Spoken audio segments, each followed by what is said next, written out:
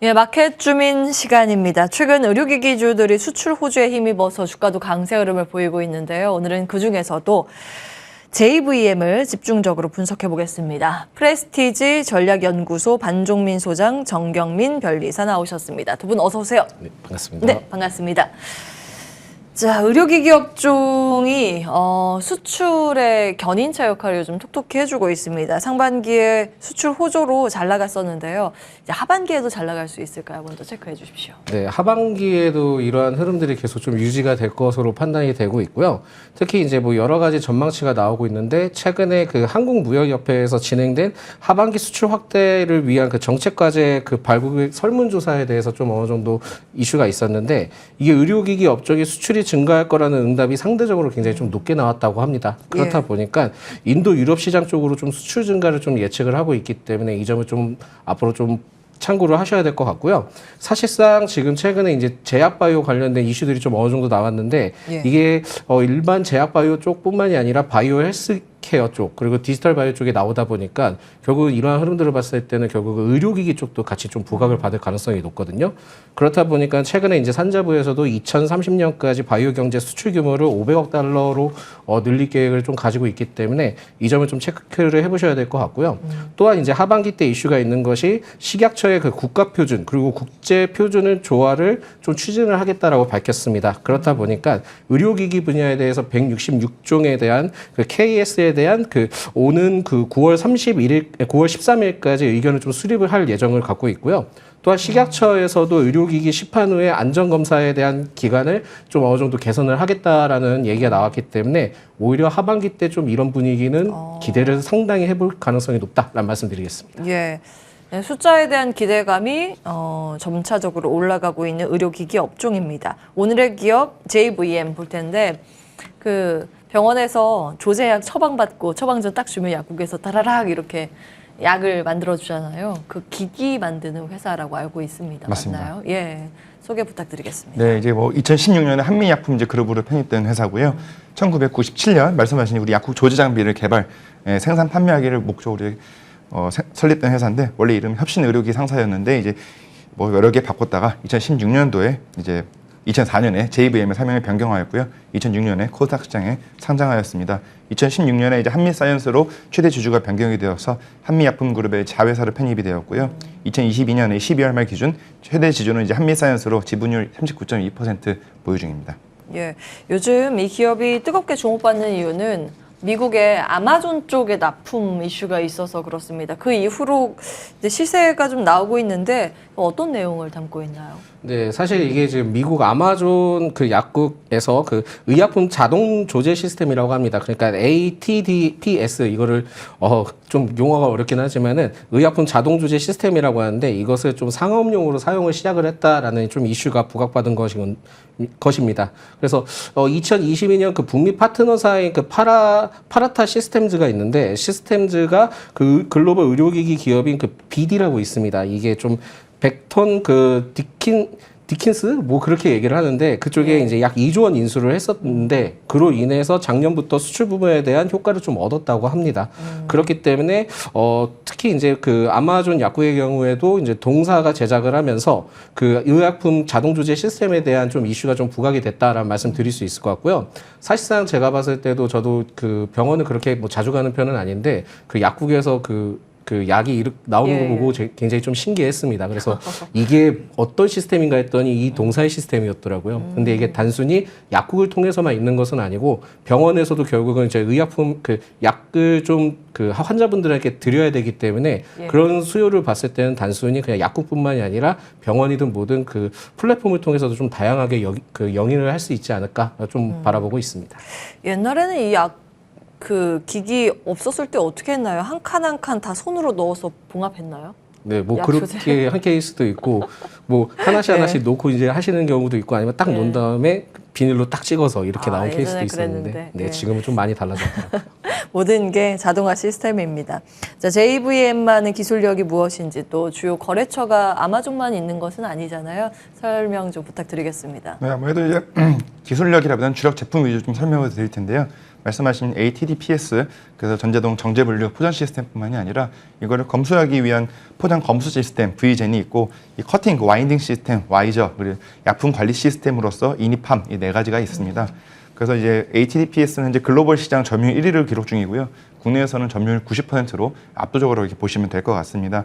ATDPS는 이제 파우치형 조제 자동화 시스템으로 처방전만 입력을 하면은 약의 분류, 포장, 뭐 유통기한 관리, 재고까지 전 과정을 네트워크를 통해서 처리하게 되고, 이 바이진이라는 것은 이제 사진 같은 걸 이제 보아가지고 제대로 이제 들어가고 있나, 뭐 1분당 뭐 80% 정도를 검수할 수 있다고 합니다. 네, 그런 부분 이제 보시면 될 것 같고, 예.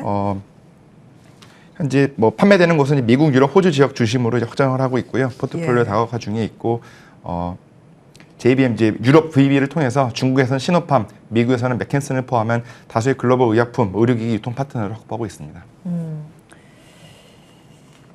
글로벌 파트너십들이 굉장히 많이 있습니다. 그중에 대표적인 부분만 체크해 주셨고, 해외 비중 쪽이 어느 정도나 잡히나요? 앞으로 해외 포트폴리오 쪽이 좀 중요할 것 같은데요. 네, 사실 최근에 그 1분기의 흐름을 보니까 예. 매출이 이제 국내에서 51% 정도 되는 것 같았고요. 해외에서 한 약 49%에 통해서 결국은 좀 이 점을 좀 체크를 해볼 필요가 있었는데, 사실 이제 좀 2021년 기준으로 좀 살펴보면은 국내에서 2021년 국내 한 640억 정도 됐고, 2022년 때 768억 원 정도 됐습니다. 그리고 수출의 경우에는 21년 때 518억 원, 그리고 22년 때 651억 원 정도 됐었거든요. 그만큼 지금 흐름에 대해서는 해외 그 수출에 따른 비중이 점차 확대가 됐다고 보시면 될 것 같고요. 특히 이제 1분기의 매출에 대해서도 아까도 말씀드렸지만은 국내에서 51%, 해외에서 49%의 비중을 좀 차지하는 거 봤을 때는 제가 보기에는 해외에 대한 비중이 점차 이제 늘어날 것으로 보고 있습니다. 그래서 이러한 실적적인 흐름들을 봤을 때는 2분기 때 좀 좋을 가능성이 있지 않을까 보고 있고요. 2분기의 예상 매출액은 한 411억 원, 그 11% 증가할 것으로 좀 예측이 되고 있고, 영업이익은 82억 원으로 한 38% 증가될 것으로 그 가이던스가 좀 제시되어 있고, 전망치가 그렇게 나와 있습니다. 그래서 국내 대비 1.5배에서 2배 가량 이제 비싸게 판매되는 수출 특성상 제가 보기에는 영업이익에 대한 개선 효과가 좀 상당할 것이다라고 좀 말씀드릴 수 있을 것 같고요. 또한 이제 고마진에 대한 영업이익률도 계속 좀 이어질 가능성이 높기 때문에 2분기 실적보다는 뭐 사실상 내년부터 수출에 대한 내수를 좀 앞설 전망을 하고 있기 때문에 앞으로 제가 봤을 때 해외 비중이든 3분기 실적이든 굉장히 좀 더 좋아질 것으로 좀 전망드린다라는 말씀드리겠습니다. 예.